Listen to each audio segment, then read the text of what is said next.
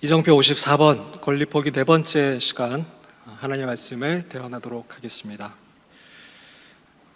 이정표를 오면서 어떤 주제에 대해서는 좀 머물러 있었던 때들이 있어요. 어떤 주제에 대해서는 한 번에 넘어가지 않고 여러 번 그리고 다양한 본문으로 그 주제를 계속해서 말씀드리는 경우가 있는데요. 우리가 이정표를 모으는 자들이 아니라 그 말씀대로 살아가는 자들이 되자라고 그 이정표를 시작했습니다. 하나님께서 이 이정표를 머물게 하시는 그곳은 어려운 구간이기 때문에 여러분들에게 그 시간을 주신다라고 생각을 합니다. 쉽지는 않아요. 쉽지는 않고 우리가 앞으로 계속해서 이 권리 포기를 해 나가야 하는 것입니다. 여러분들이 우리 이츠워십 때도 그렇게 다짐을 했었었는데요. 다른 것을 애쓰지 말고 우리가 이것을 같이 애썼으면 좋겠습니다. 정말 하나님의 말씀대로 살아가겠다라는 그 애씀이 절대 헛되지 않을 것이에요. 절대 헛되지 않을 것이에요.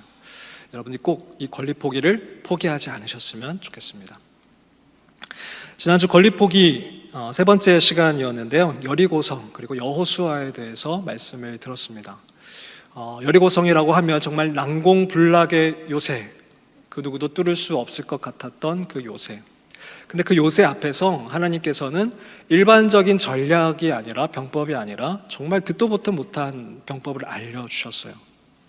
토성을 쌓거나 아니면 부딪힌 어떤 큰 돌을 구해오는 것이 아니라 그 성벽을 하루에 한 바퀴씩 그리고 마지막 일곱째 날은 7바퀴를 도는 것, 그러한 병법을 알려주셨던 거죠. 근데 여호수아는 이 말씀을 따릅니다. 그리고 이 말씀을 전달하죠. 그리고 하루에 한 바퀴씩 돌고 다시 진지로 들어와서 잠에 들고요. 또 아침 일찍 일어나서 그 일을 하게 됩니다. 6일 동안 아무 일도 일어나지 않아요. 6일 동안 하루에 10%, 20% 이렇게 벽이 무너지면 그래도 용기가 나서 할 텐데 6일 동안 아무런 일이 일어나지 않았어요. 하나님의 말씀대로 순종한다라는 것도 쉽지 않지만 그 순종을 함에 있어서도 아무런 일이 일어나지 않을 때 여러분은 어떻게 하시겠냐라고 물었습니다. 그 아무런 일이 일어나지 않은 6일 동안 여러분들은 그 일을 끝까지 순종하실 수 있겠냐라는 것입니다.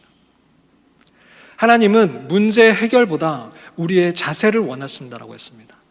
doing보다 being이 먼저입니다. 뭔가를 우리는 해결하는 것, 그 성을 무너뜨리는 것이 어떤 우리의 목적이 되는 것이 많은데 하나님에게는 그것이 문제가 되지 않습니다. 하나님은 이미 이 싸움을 하기 전부터 이 성을 주셨다라고 이미 말씀을 하셨습니다. 하나님이 원하시는 건 이 성을 대하는 바로 이스라엘 백성들 그리고 여호수아의 자세였습니다.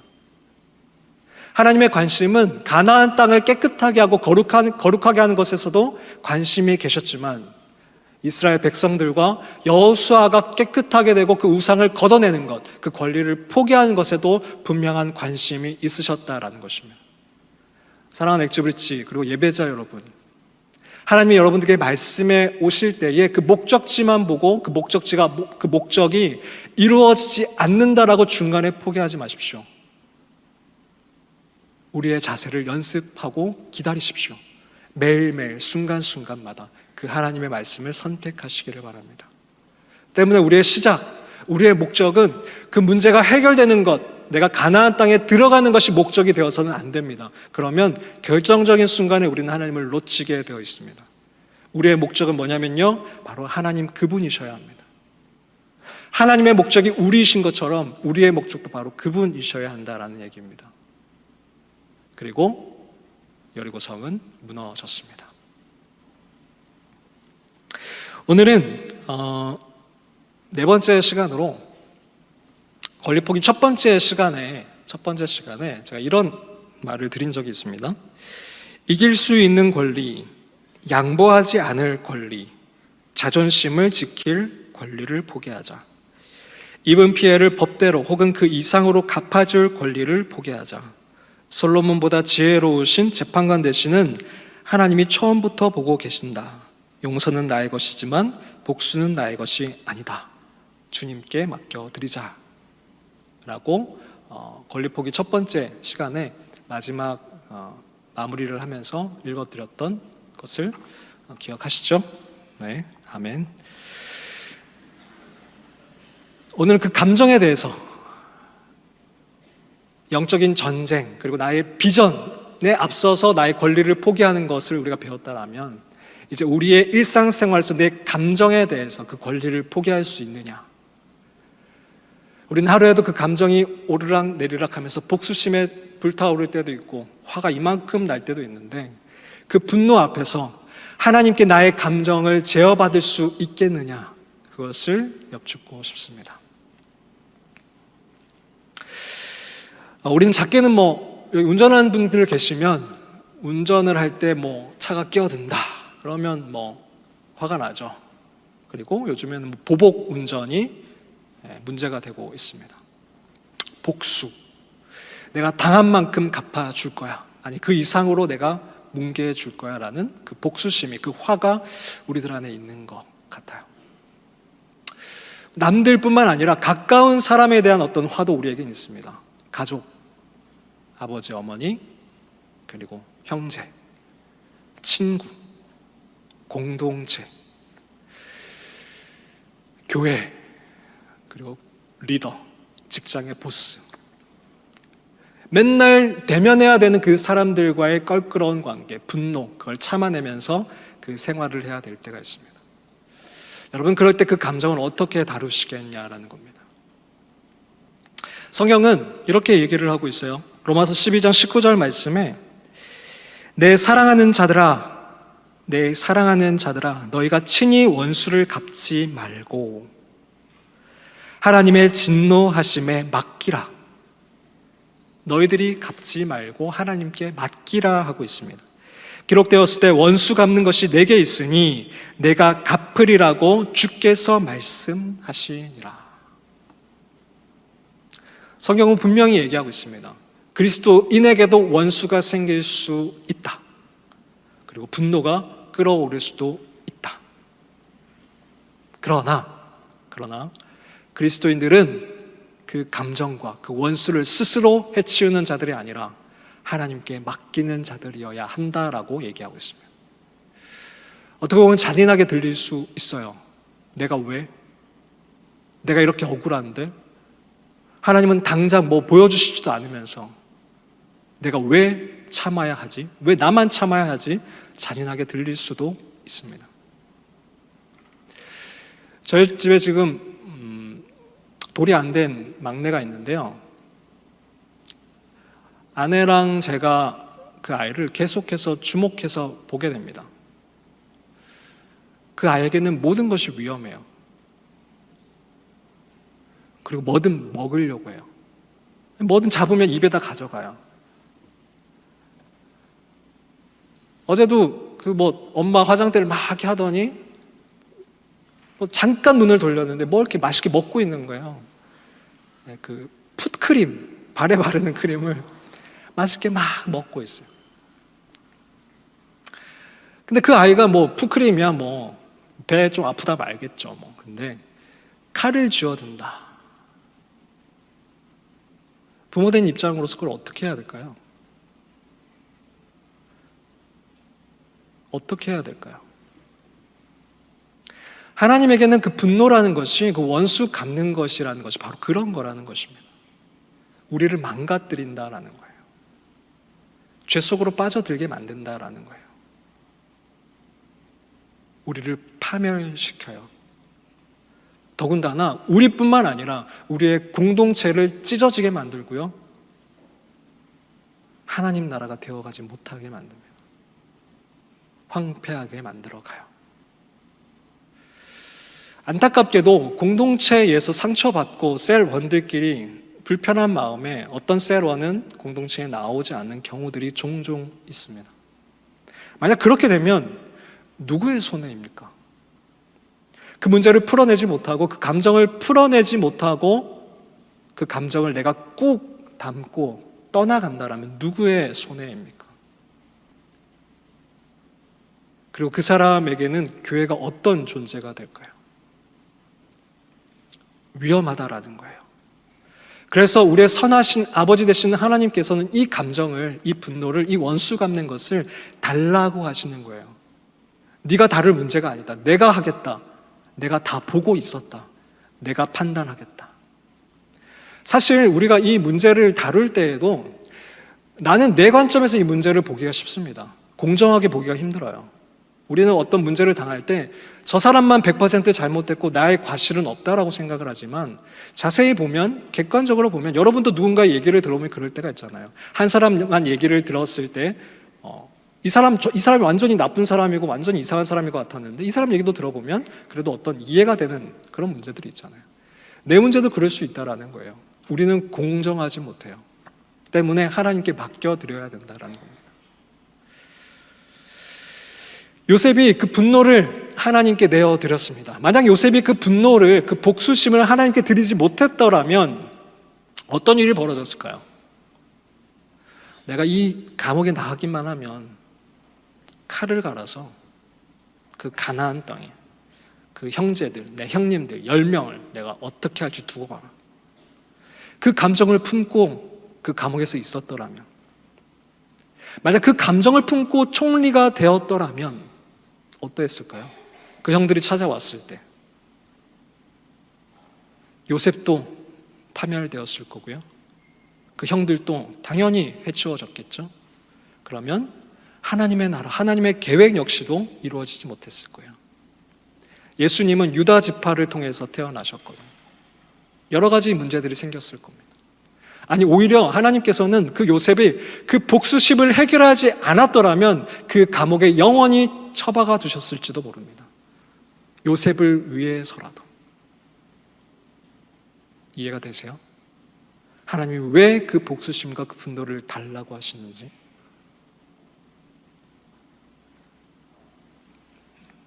오늘은 다윗의 모습을 좀 살펴보려고 합니다. 다윗은 사울이라는 사람, 자기의 먼저 된 왕이었죠. 이스라엘의 초대 왕이었던 사울과 처음에는 관계가 좋았습니다. 사울이 그래서 자기 딸을 주기도 합니다. 그리고 그 사울의 아들 요나단과는 더할 나위 없는 절친이었습니다. 근데 어느 날 사울이 질투가 생기기 시작합니다. 다윗은 천천히요, 사울은 천천히요, 다윗은 만만이라는 그 여인들의 노랫소리를 들으면서 질투가 나기 시작했어요. 이러다가 내 왕위도 빼앗기는 것 아닌가 싶었던 거예요. 그러면서 그 질투는 분노로 발전하게 되었고요. 그 분노는 광기가 되었습니다. 그리고 창을 들어서 다윗을 몇 번이고 죽이려고 했습니다. 다윗은 그래서 그때부터 피해 다니기 시작했습니다. 사울왕, 자신의 장인어른이기도 하고 또한 한 나라의 왕이기도 한 절대 권력자, 그리고 자신이 한때는 존경했던 리더이기도 한 그 사울왕을 피해 다니기 시작했습니다. 처음에는 이해되지가 않았을 거예요.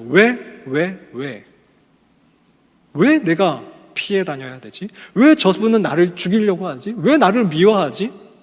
자신을 돌아보기도 했을 거예요. 내가 뭐 잘못했나? 내가 버릇없게 굴었나? 그러면서 그 질문은 하나님께 향했을 수도 있습니다. 하나님, 왜요? 제가 왜 도망 다녀야 되죠? 이 상황은 왜 만들어진 겁니까? 하나님께 질문하다 그것이 원망이 되었을 수도 있습니다. 그 원망은 울분이 되었겠죠. 다윗의 시편에 보면 그런 울분이 표출되기도 합니다. 그것이 인간의 감정이기 때문입니다. 어쩔 수가 없는 감정이에요. 근데 중요한 것은 다윗은 그 감정을 어떻게 다루었는지를 보았으면 좋겠습니다. 오늘 말씀에 보면 사울이 다윗을 잡으러 옵니다. 자신의 선택된 군사 3,000명을 선택을 하고 정예 군사 3,000명을 끌고 다윗을 잡으러 옵니다. 어떻게든 이번은 잡아내겠다라는 각오를 가지고 찾아옵니다. 다윗을 계속 잡으러 다닐 때마다 어떤 문제가 생겨서 블레셋이 쳐들어와서 사울은 그 일을 그르칠 때가 많았습니다. 근데 이번만큼은 어떻게든 다윗을 잡아 죽이겠다라는 생각으로 3,000명의 정예 군사를 뽑아서 다윗을 찾아옵니다. 다윗은 엔게디 광야에 숨어 있었습니다. 사해 아시죠? 염해. 이스라엘의 사해는 들어보셨을 거예요. 그 염도가 너무 커서 들어가면 몸이 둥둥 뜨는 그 사해 주변에는 굴들이 많이 있었습니다. 뻥뻥뻥 뚫린 굴들. 다윗과 그 400명이 다윗을 따라다니는 400명의 군사들은 사울이 자신들을 점점 좁혀오는 그 수색에 그 굴 속에 각자 숨어 들어갔습니다. 사울 왕은 반드시 여기에 있다, 분명히 여기에 있다라는 확신을 가지고 다윗을 좁혀오기 시작했습니다. 여러분 추적 영화나 이렇게 영화 보시면 이렇게 빠밤 빠밤 빠밤 빠밤 빠밤 빠밤 막 첼로 빙빙빙 하면서 그 절체절명의 순간에 무슨 일이 생겼냐면 사울 왕이 배가 아픈 거예요. 네, 생리현상이 급해진 거예요. 그래서 다른 사람들 내려두고 그 3,000명 내려두고 굴 속으로 들어갑니다. 뒤를 보러 들어가요. 급하니까. 어떤 사람들은 이걸 잠을 자러 갔다, 낮잠을 자러 갔다 이렇게 해석을 하기도 하지만 오늘 우리가 읽은 개역 개정판에는 분명히 뒤를 보러 들어갔다라고 큰 생리 현상을 치르기 위해서 들어갔다라고 얘기를 하고 있습니다. 단 한 명도 없이 그렇게 정예 군사를 뽑았는데 이를 갈고 정예 군사를 뽑았는데 그 정예 군사를 남겨두고 혼자 들어가는 거예요. 근데 마침 거기에 누가 있었냐면 바로 다윗이 있었던 거예요. 우연일까요?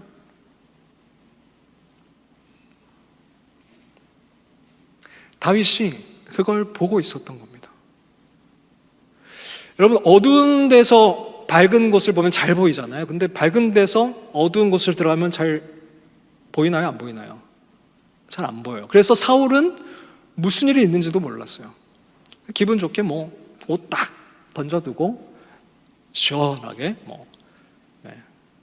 했겠죠. 그때 다윗의 마음은 어땠을까요? 이것을 보고 다윗 옆에 있던 부하들, 장수들이 이렇게 얘기를 합니다. 사무엘상 24장 3절 말씀, 24장 4절 말씀 상반절을 같이 한번 읽겠습니다. 시작. 다윗의 사람들이 이르되 보소서 여호와께서 당신에게 이르시기를 내가 원수를 내 손에 넘기리니 내 생각에 좋은 대로 그에게 행하라 하시더니 이것이 그날이니이다 하니. 자, 다윗의 사람들 역시 이게 절체절명의 기회라는 것을 알게 되었습니다. 이건 하나님이 주신 기회입니다. 그러면서 하나님의 말씀을 갖다 붙입니다. 이거는 하나님이 당신에게 주신 기회예요. 하나님 말씀하셨잖아요. 근데 이 말씀은 성경에 사실 나오지는 않아요. 내 생각에 좋은 대로 그에게 행하라 이런 말씀을 사실 찾아볼 수는 없습니다. 성경에 나오지 않았지만 하나님께서 말씀하셨을 수도 있죠. 근데 그것이 하나님의 뜻은 맞는지 아닌지 상관없이 이 군사들은 이 말씀을 가지고 갖다 붙이면서 이건 더할 나위 없는 기회입니다. 이것이 바로 그날입니다. 다윗을 부추깁니다. 여론이 형성된 거예요. 여론이 형성됐어요. 그리고 명분도 생겼습니다.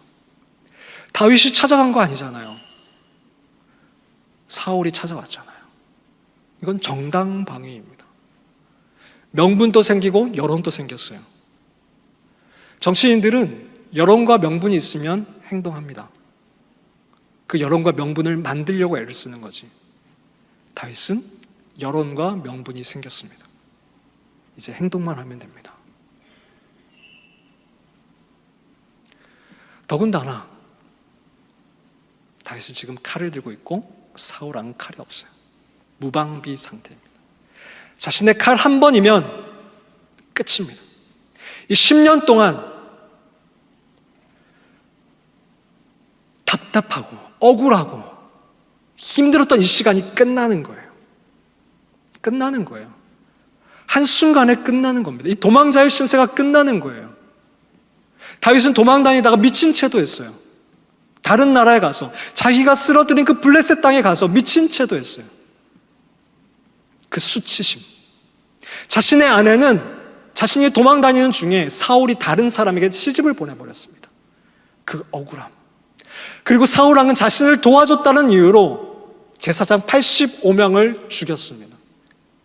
그 정의에 대한 분노, 그 울분, 다윗에게는 그것이 있었습니다. 칼 하나면 그것이 끝납니다. 다윗에게는 여론이 형성됐어요. 명분도 생겼어요. 울분도 있었습니다. 그러나 단 한 가지가 없었어요. 뭐가 없었어요? 하나님의 뜻이 없었어요. 다 있었지만 하나님의 뜻이 아니었습니다. 그래서 다윗은 행동하지 않습니다. 사무엘상 24장 4절 하반절 말씀을 같이 한번 읽겠습니다. 시작. 다윗이 일어나서 사울의 겉옷자락을 가만히 베니라. 칼을 들었어요. 한 방이면 끝나요. 다윗은 전투에 능한 사람이에요. 한 방이면 어디를 찌르면 되는지 알아요. 한 방이면 끝나요. 이번 주 쉬는 날에 하얼이가 저랑 또 놀자고 뭘 들고 왔냐면 이제 카드를 들고 왔어요. 애들 카드 그림 그려져 있고 옆에 숫자 써져 있고 그런 거 아시죠? 근데 요게가 그려져 있는 건 저는 싫어가지고 하얼아 요게 카드는 좋지 않은 것 같아. 요게 카드는 가지지 마 해서 요게 카드는 가지지 않았는데 어디서 축구 그림이 그려진 카드를 가져왔어요. 근데 그 밑에 200, 300, 400, 500, 600 이런 숫자가 정해져 있어요. 그래서 카드를 나눠 가져서 그 카드를 한 장씩 내면서 그 숫자가 높은 사람이 그걸 가져가는 게임이에요. 좀 피곤해가지고 누워가지고 하얼아 하자 라고 이렇게 하려고. 그 카드 제가 가져봤자 제 것도 아니고 무슨 유익이 있어요. 얘 하나 이겨봤자. 그래서 저는 계속 져줘요. 근데 하얼이가 카드를 섞는데 누워가지고 이렇게 있는데 하얼이가 카드를 보고 있는 거예요. 보면서 이렇게 빼는 거예요. 제가 손목을 딱 잡았어요. 지금 뭐 하는 거야? 이게 뭐 하는 짓이야? 전문적인 용어를 쓰지 못했죠. 무슨 짓이야 이게? 벌떡 일어났어요. 다시 줘봐. 다시 섞어가지고 공정하게 나눴어요. 아들인데 이기고 싶더라고요. 저 머리 쓰는 게 되게 싫거든요. 머리 쓰는 거 되게 싫어하거든요. 그래서 머리 쓰는 거 내가 고쳐주겠다 싶은 마음에 승부욕이 생겨가지고 이겨야지. 그 카드 저에게 아무 의미도 없고요. 아들이에요. 꼬맹이. 근데 그 욕심이 생기더라고요. 10년이에요. 자그만치. 다윗은 기름 부음을 이미 받았어요. 왕이 될 거라는 그 예언을 들었어요. 10년을 쫓겨다녔어요. 부당하고 말도 안 되는 일을 당하고 있어요. 아무런 이유도 없어요. 왜 울분이 생기지 않았고 왜 욕심이 생기지 않았겠어요? 이거 한 방이면 나 저 왕궁으로 들어갈 거야. 왜 그 욕심이 생기지 않았겠어요? 칼을 들었어요. 근데 사울을 베지 않아요. 사울의 옷자락을 뱁니다. 왜요? 여론도 있었고 명분도 있었고 울분도 있었어요. 근데 뭐가 없었다고요? 하나님의 뜻이 아니었어요. 자신의 미움과 분노에 대한 권리 포기, 자신의 앞날에 대한 권리를 포기하고 하나님께 내어드렸어요. 근데 다윗이 이것이 한 번에 된 것이 아니에요. 여러분 오단노트라는 설교 기억하세요? 오단노트 2018년 마지막 주에 드렸던 그 오단노트. 다윗은 그렇게 실수했던 사람이에요. 근데 그 실수를 반복하지 않겠다라는 거예요. 자기 마음대로 자기 임의대로 선택하지 않겠다라는 거예요. 이미 하나님께 그 권리를 드렸다라는 거예요. 그러면서 사무엘상 24장 6절에서 7절 말씀을 같이 한번 읽겠습니다. 시작. 자기 사람들에게 이르되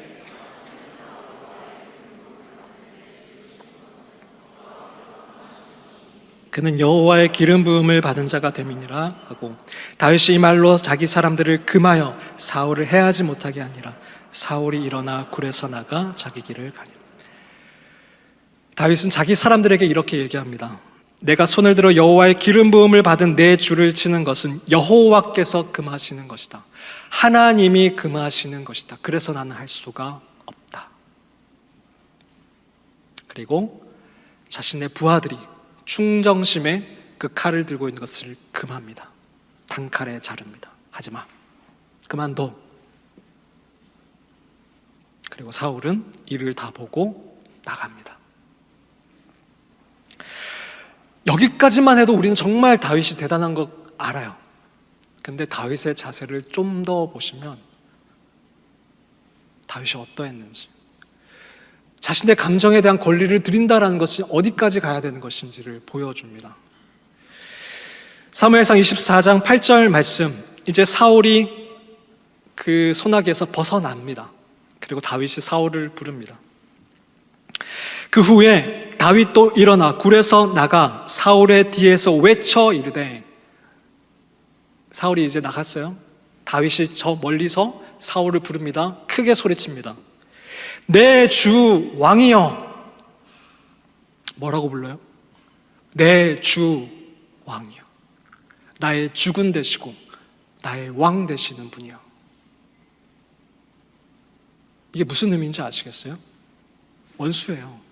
너무너무너무 미운 사람이에요. 자신의 것을 다 앗아간 사람이에요. 그 사람을 지금 뭐라고 부른다고요? 내 주 왕이요. 여러분, 직장에서 부장님 뒤에서 뭐라고 불러요?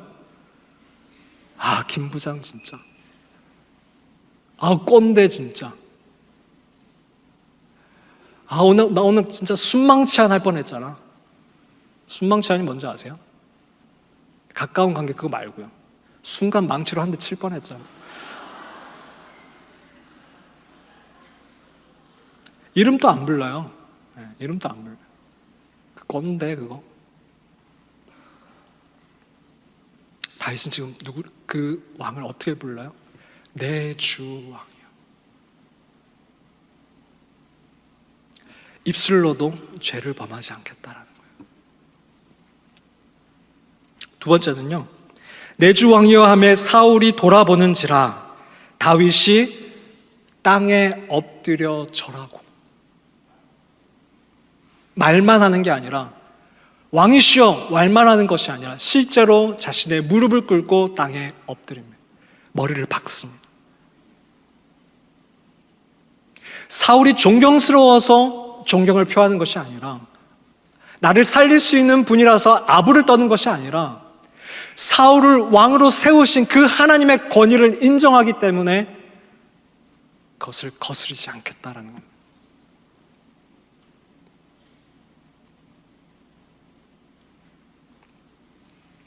여러분 잘 생각해 보세요. 다니엘과 요셉과 느헤미야를 잘 보세요. 그들이 믿지 않는 그 이방 왕들 앞에서 버릇없이 굴었다라는 말이 있는지.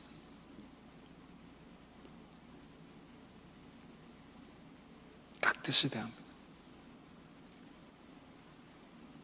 그 사람이 존경스러워서가 아니라 그 사람을 왕으로 세우신 그 하나님의 권위에 순복하는 겁니다.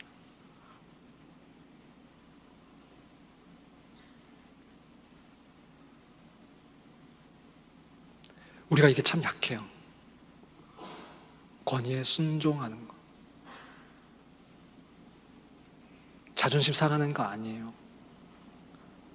하나님 나라의 순리입니다. 그리고 그 사람이 뭔가를 잘못했다라면 하나님이 갚아주실 거예요. 다윗은 그 왕에게 이렇게 또 얘기합니다. 24장 9절 말씀 같이 한번 읽을게요. 시작. 다윗이 사울에게 이르되 보소서,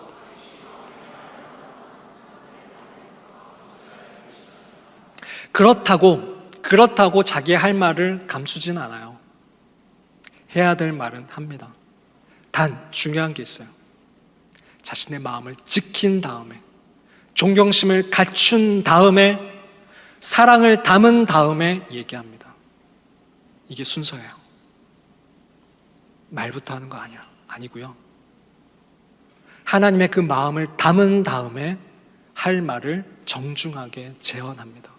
당신은 어떻게 해서 사람들의 말 때문에 지금 이렇게 파멸의 길로 걸어가십니까? 사울 왕이 이 다윗의 모습을 보면서 후회를 합니다. 내가 잘못했다. 나보다 네가 더 의롭다. 근데요, 사울 왕이 이러고 돌아가는데 지금 24장에서 이러고 돌아가는데 26장에 동일하게 사울 왕이 자신의 군사를 이끌고 다윗을 찾으러 옵니다. 다윗을 또 잡으러 와요. 다윗이 놀래요. 설마? 진짜로? 과연? 그리고 하나님이 또 사울 왕을 다윗 손에 붙여주십니다. 다 잠이 들게 만드세요. 다윗이 그 안으로 들어갑니다. 아비새라는 장군을 데리고. 근데 죽이지 않아요. 한 번은 쉬운데 두 번. 내가 할 만큼 했어. 내가 용서해 줄 만큼 용서했어. 이건 아니지 않아? 쟤도 이러면 안 되는 거 아니야? 이번엔 안 돼. 이번엔 용서할 수 없어. 근데 다윗은 또 한 번 하나님 말씀 앞에 무릎을 꿇습니다.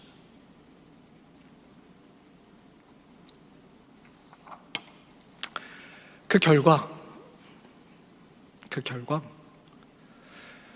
사울 왕은 다윗의 칼이 아니라 스스로의 칼에 의해서 목숨을 마감하게 됩니다. 그리고 그 결과 다윗 왕은 온 이스라엘의 왕이 되는데요. 그 장면을 한번 살펴보겠습니다. 사무엘하 5장 1절에서 3절 말씀을 같이 한번 읽겠습니다. 시작. 이스라엘의 모든 지파가 헤브론에 이르러 다윗에게 나와 이르되 보소서 우리는 왕의 한 골육이니이다.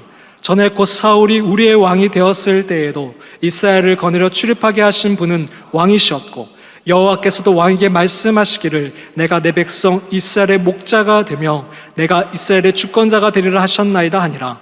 이에 이스라엘 모든 장로가 헤브론에 이르러 왕에게 나아오매 다윗 왕이 헤브론에서 여호와 앞에 그들과 언약을 맺음에 그들이 다윗에게 기름을 부어 이스라엘 왕으로 삼으니라. 모든 족속들이 나옵니다. 모든 족속들이, 심지어는 사울 왕의 지파인 베냐민 지파 역시 모든 지파가 나와 다윗 왕을 우리의 왕이 되어 주소서. 서로 싸우지 않고 다윗은 기름 부음 받은 지 22년 만에 모든 사람의 인정을 받으며 왕좌에 오릅니다. 그리고 지금도 다윗은 이스라엘에서 최고의 왕으로 기억되고 있습니다. 나중에 다윗의 아들들이 잘못을 해서 나라가 갈라집니다. 다윗의 유다 지파와 단 한 지파만이 함께 합니다. 그 지파가 어디였냐면 바로 베냐민 지파였습니다. 사울 왕의 지파. 원수가 되어도 되는 그 지파. 다윗이 칼을 들어서 그 사울 왕을 죽였더라면 원수가 되었을 그 베냐민 지파가 10지파가 돌아섬에도 불구하고 그 베냐민 지파는 유다 지파와 함께 합니다. 말씀을 마무리하겠습니다. 허먼 멜빌의 모비딕이라는 소설이 있습니다. 그 이야기 속에 피커드 호의 선장 에이헤브는 모비딕이라는 이름의 흰 고래에게 자신의 다리를 잃어버립니다. 그 상심으로 술집을 전전하게 되고 상심은 점차 분노와 복수로 커져갑니다. 오로지 자신의 삶을 무너뜨린 그 고래를 자신의 손으로 잡아 복수하고자 하는 생각에 사로잡힙니다. 그 복수심은 광기가 되어 이성적인 판단을 내리지 못하게 가로막았고 배에 함께 타는 부하 선원들에게 내뿜어지며 힘들게 만듭니다. 복수심에 사로잡힌 에이에브 선장은 폭풍우를 뚫고 항해를 명령하며 선원들을 위험으로 몰아넣습니다. 그에게 함께하는 선원들은 그저 모비딕을 잡기 위한 도구일 뿐입니다. 오로지 모비딕을 잡아 복수만 할 수 있다라면 에이에브 선장에게는 거리낄 것이 없습니다. 그 상황 속에서 배 1등항에 쌓인 스타벅스의 어원인 사람인데요. 이 스타벅이 선장을 막아서지만 끝까지 선장은 이 광기를 돌이키지 않습니다. 드디어 긴 항해 끝에 모비딕을 발견하고 사투를 벌입니다. 그리고 드디어 그 모비딕의 등에 작사를 꽂아 넣습니다. 그 순간만큼은 얼마나 짜릿했을까요? 하지만 그 작사를 맞은 거대한 흰 고래 모비딕은 죽지 않습니다. 영리한 모비딕은 에이헤브 선장과 그 배를 계속해서 끌고 다닙니다. 끌고 다니다가 깊은 바닷속으로 쑥 들어가 버립니다. 그런데 에이헤브 선장은 그 작사를 놓지를 않습니다. 그 복수심 때문에. 그리고 에이헤브 선장과 그 선장의 전 재산인 배와 동고동락을 했던 그 선원들까지 그 바닷속으로 빨려 들어가 버립니다. 청년들을 섬기기 전에 저는 고등학생들 3년 정도 섬겼던 기간이 있었습니다. 그 중에 놀기 좋아하고 좋지 않은 일을 골라서 많이 하던 한 여자아이가 있었습니다. 도벽이 있어서 경찰서에도 여러 번 왔다 갔다 했습니다. 그런데 그 아이가 신기하게도 띄엄띄엄이지만 그리고 늦게라도 예배를 참석했습니다. 그리고 어느 날 예배 중에 그 아이가 예수님을 영접하게 됩니다. 너무 좋았나 봅니다. 예수님이. 그래서 소그룹 제자반을 신청을 했습니다. 하나님을 더 알아가고 싶다라고 했습니다. 그 아이와 가까워지다 보니까 그 아이가 속 이야기를 들려주었습니다. 그리고 그 아이의 예전 행동들이 이해되기 시작했습니다. 그 아이가 어긋나기 시작했던 것은 아버지에 대한 증오와 복수심 때문이었습니다. 아버지에 대한 증오가 그 아이가 잡고 있던 작살이었고, 그 작살은 그 아이를 점점 하나님이 아닌 세상으로 깊은 어둠 속으로 끌고 들어가고 있었던 것입니다. 감사하게도 복음이 그 아이를 막아주었습니다. 그런데 하나님은 그 아이와 더 가까이 하고 싶었던 모양이셨나 봅니다. 그 아이의 삶을 책임지고 싶으셨던 모양입니다. 그 들고 있던 작사를 내려놓기를 원하셨습니다. 그 아이는 그 걸리포기가 너무 싫어서 울었습니다. 내가 왜요? 내가 왜요? 잘못한 사람은 아버지인데 내가 왜요? 그 말씀이 잔인하게 느껴졌습니다. 그러나 발버둥 끝에 그 아이는 결국 자신의 주권을 하나님께 드리고 순종하겠다라고 다짐하게 됩니다. 그 무엇보다도 하나님을 더 사랑했기 때문입니다. 그 다짐 후 며칠이 지난 어느 날 집에 들어갔을 때였습니다. 어두컴컴한 집에 아버지 혼자 술을 드시고 계셨습니다. 자신이 온지 알면서도 아무 말 없이 등 한 번 돌리지 않으시고 술만 드시는 아버지를 보니 그 아이는 다시 그 작사를 집어들고 싶었습니다. 그러나 그 아이는 자신 안에 계신 하나님께 자신의 감정을 드리게 됩니다. 그리고 정말 아프고 정말 두려웠지만 아버지의 등 뒤로 갑니다. 하나님이 부탁하시는 대로. 그리고 아버지를 꼭 안아주었습니다. 그리고 그들은 한참 동안 아무 말 없이 그렇게 있었다고 합니다. 성경은 그리스도인들이라고 원수가 분노가 없을 것이라고 하지 않습니다. 그것들을 다 막아주시겠다고 하지도 않습니다. 단 그것을 다룰 수 있는 방법을 알려주십니다. 스스로 그것을 풀어내고 갚아내고자 그 증오 속에 휩싸여 가면서 그 심해로 빨려 들어가지 않도록 우리의 감정을 드리라고 얘기합니다. 우리의 감정을 만지시고 그것을 보고 계시며 또 갚아주실 하나님이 지금 우리와 함께 계시기 때문에 그분에게 내 칼을 내어드리라고 얘기합니다. 그리고 더 나아가 다윗처럼 그 사람을 선대하고 오히려 그 선한 행동으로 그 사람을 부끄럽게 여기게 하라고 말합니다. 그렇게 할 때에 우리는 깊은 증오의 바닷속으로 빨려 들어가지 않게 되고 사랑이신 하나님을 내 마음속에 더 깊은 중심으로 모시게 됩니다. 그래서 오늘 일서교를 듣고 있는 누군가에게 그 아픔이 생각나 너무 힘이 들고 그것이 부당하고 나만 손해보고 참으라는 것처럼 들리는 그 누군가에게 하나님은 이 말씀을 하고 계십니다. 그 칼을 내어줄 수 있겠니? 가장 가까워야 할 아버지, 어머니, 가족, 그리고 친척, 한때 가족 같았던 친구, 둘도 없이 가까웠던 그 남자친구, 여자친구, 그리고 매일 봐야 되는 직장 상사, 교회 리더, 목회자, 공동체원들 등등 누구든지 그들에게 받았던 상처를 홀로 울고 있었던 나를 우리 주님은 보고 계셨다라고, 내가 안다라고, 몰라서가 아니라 알면서도 나를 위하여 달라고 부탁하시는 겁니다. 그 칼을 이제 내려놓자. 이제 우리 그 사람을 풀어주자라고.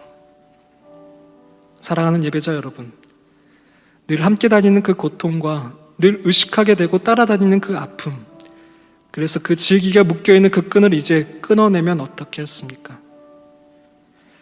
하나님께 그 판결을 맡기는 것, 용서하는 것이 곧 그 사람과의 그 질긴 끈을 칼로 끊어내는 것입니다. 반대로 우리가 그 권리를 포기하지 않고 붙잡고 있겠다라면 그 증오는 하나님과의 관계의 줄을 끊어지게 만듭니다. 그럴 수는 없잖아요. 왜 그 사람으로 인해서 내가 정말 사랑하는 그 하나님과의 관계를 끊어지게 내버려 두어야 합니까? 그 무엇과도 바꿀 수 없는 하나님과의 사랑만큼은 끊어내지 못하게 막아야 합니다. 로마서 12장 19절 21절 말씀, 그래서 바울은 우리에게 이렇게 얘기합니다. 내 사랑하는 자들아, 너희가 친히 원수를 갚지 말고 하나님의 진노하심에 맡기라. 기록되었으되 원수 갚는 것이 내게 있으니 내가 갚으리라고 주께서 말씀하시니라.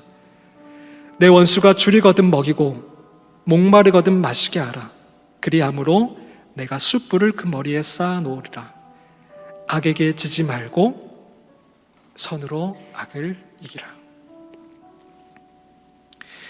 그 사람을 다시 만나게 되면, 내일 또 일터에서 학교에서 만나게 되면 우리는 어떻게 대해야 할까요?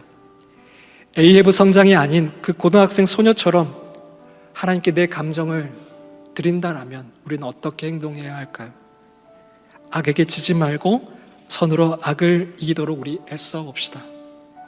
내 혀라는 칼로 험한 말로 찔러대고 그 싶은 유혹을 한번 이겨봅시다. 한 번에 잘 안 되더라도 다시 일어서서 또 애써 봅시다. 하나님이 말씀하셨으니 그 말씀대로 살 수 있는 은혜를 달라고, 또 기회도 달라고 그 하나님께 요구해 봅시다. 그리고 그것만 묵상하지 말고 하나님 그분을 더욱 묵상하십시오. 그리고 나의 감정과 분노를 제어받으십시오. 이 세상에 빨려 들어가며 파멸하지 말고 하나님 품에 깊이 들어갈 수 있도록, 나도 모르는 새에 하나님이 잘 판결하시고 잘 풀어주실 것입니다. 다윗과 사울의 관계처럼, 요셉과 그 형들의 관계처럼 원수를 친히 갚지 말고 신실하신 하나님께 맡기라. 내 마음대로 분노를 다룰 권리를 포기하라. 오늘의 이정표였습니다. 기도하겠습니다. 하나님, 우리의 감정에 대한 그 권리, 원수를 갚을 그 권리도 주님께 내어드립니다. 주님과의 그 관계를, 이 미움이 끊어내지 못하도록 주님 도와주시옵소서. 아프지만 주님 말씀에 순종할 수 있는 저희들 될 수 있도록 도와주시옵소서. 예수님의 이름으로 기도드립니다. 아멘.